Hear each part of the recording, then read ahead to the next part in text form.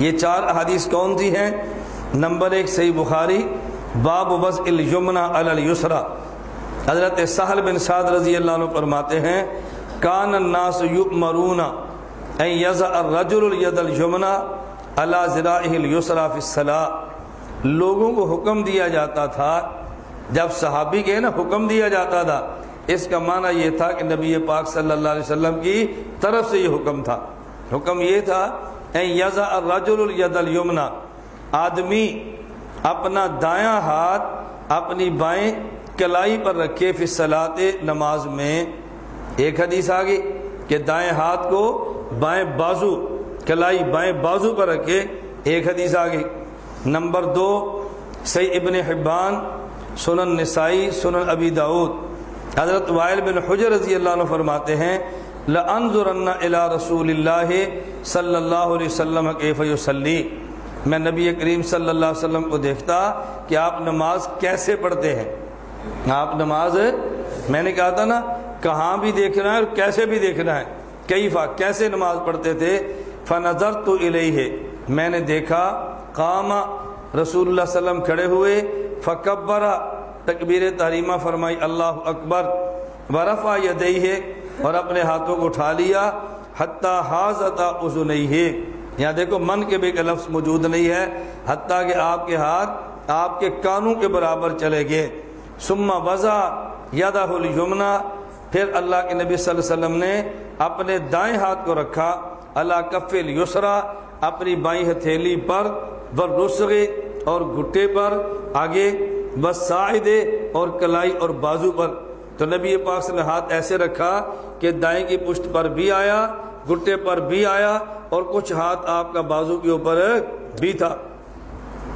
2 حدیثی ہو گئی۔ نمبر 3 ابن عباس رضی اللہ عنہما فرماتے ہیں، یہ حدیث ابن حبان اور المعجم الکبیر للطبرانی میں ہے، ان رسول اللہ صلی اللہ علیہ وسلم قال، رسول اللہ صلی اللہ علیہ وسلم نے فرمایا، انا معاشر الانبیاء، ہم انبیاء کا گروہ ہیں، یعنی حکم مجھے بھی تھا اور جو نبی نماز پڑھتے ہیں سارے انبیاء کا حکم تھا۔ انا معاشر الانبیاء امرنا ان نؤخر سحورنا، نبیوں کو حکم دیا گیا تھا کہ سحری دیر سے کریں، ونعجل فطرنا، افطاری جلدی کریں، وان نمسک بایماننا علی شمائلنا فی الصلاۃ، اور دائیں ہاتھ سے بائیں ہاتھ کو نماز میں پکڑ لیں۔ پہلے یہ تھا کہ ہاتھ کو رکھیں، اور اب یہ ہے کہ پکڑ لیں، دیکھیں امساک کا لفظ بھی آ گیا۔ 4 حدیث مصنف ابن ابی شیبہ، حضرت وائل بن حجر رضی اللہ عنہ فرماتے ہیں رأیت النبی صلی اللہ علیہ وسلم، میں نے نبی کریم صلی اللہ علیہ وسلم کو دیکھا، وضع یمینہ علی شمالہ فی الصلاۃ تحت السرہ، دیکھو تحت السرہ کا لفظ بھی آ گیا۔ میں نے دیکھا آپ نے دائیں ہاتھ کو بائیں ہاتھ پر نماز میں ناف کے نیچے رکھا۔ اب احادیث 4 قسم کی آ گئی، توجہ رکھے، اب 4 قسم کی حدیث آ گئی۔ ایک حدیث سے پتہ چلا آپ دائیں ہاتھ کو بائیں بازو پہ رکھتے، ایک سے پتہ چلا آپ دائیں ہاتھ کو بائیں کی پشت پر رکھتے، ایک سے پتہ چلا ناف کے نیچے رکھتے، اور ایک سے پتہ چلا کہ رسول اللہ صلی اللہ علیہ وسلم دائیں سے بائیں کو پکڑ دیں۔ 4 احادیث ہو گئی۔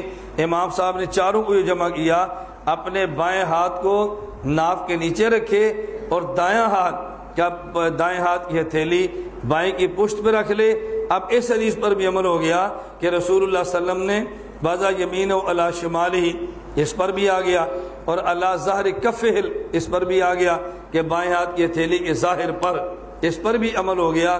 نمبر 3 ان نمسک بایماننا علی شمائلنا، دائیں ہاتھ کے انگوٹھے اور چھوٹی انگلی سے بائیں کو پکڑنے پر بھی عمل ہو گیا، اور جب یہ آدمی ناف کے نیچے باندھے گا تو تحت السرہ پر بھی عمل ہو گیا۔